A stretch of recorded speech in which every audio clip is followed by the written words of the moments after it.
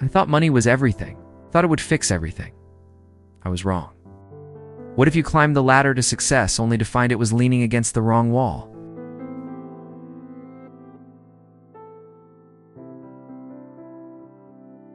My days started before the sun came up. The first thing I reached for was my phone. Emails, market reports, coffee in one hand, phone in the other.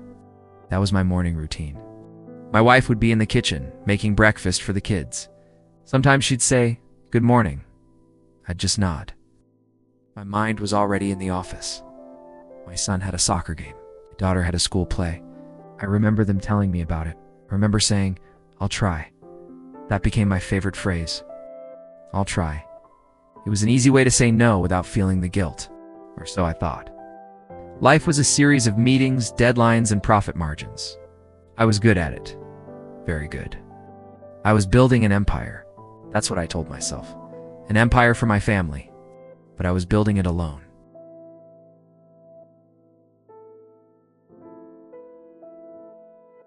Calls always came at the worst times. "Daddy, when are you coming home?" I'd glance at the clock. 9 p.m. "Soon, honey. I'm just finishing up." But soon was always a lie. My son's 8th birthday, I was on a conference call. I bought him the most expensive gift, the one all the kids wanted. I thought that was enough. I thought it could replace my presence. My wife tried to talk to me. "They miss you," she'd say, her voice soft but tired.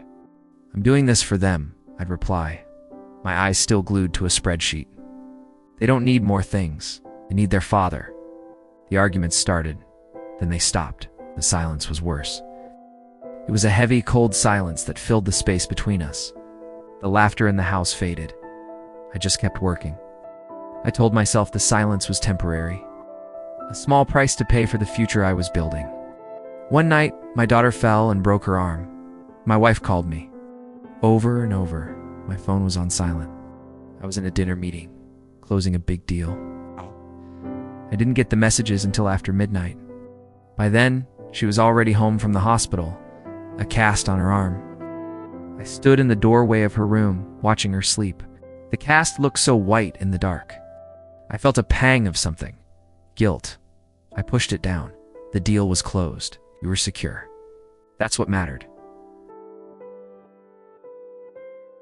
I got the promotion, the corner office, the view of the entire city, the 7-figure salary. I had finally made it. I called my wife to tell her the news. No answer. I drove home faster than usual. I pictured the celebration, the surprise, the joy. I walked into the house. It was quiet. Too quiet. Her favorite lamp was gone from the living room table. Kids' drawings were gone from the refrigerator. I walked into our bedroom. The closets were half empty. Her perfume didn't linger in the air. There was just nothing. An envelope was on the bed. My name was on it, in her handwriting. The letter was short. It didn't blame me. It didn't yell. It just said we couldn't wait any longer. The kids deserve a life, not just a provider. I hope you find what you're looking for.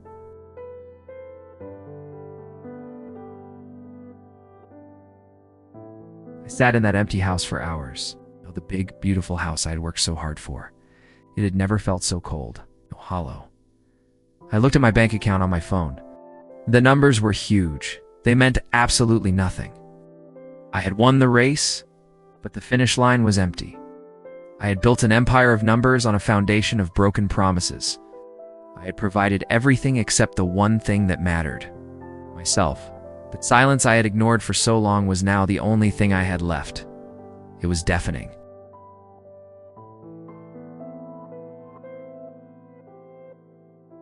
We chase success. We chase wealth. But don't forget to look up from the chase. Don't forget to see the people running beside you, because success without love is not success. It's the loneliest failure of all. Don't make my mistake. Balance is not a myth. It's everything. Everything.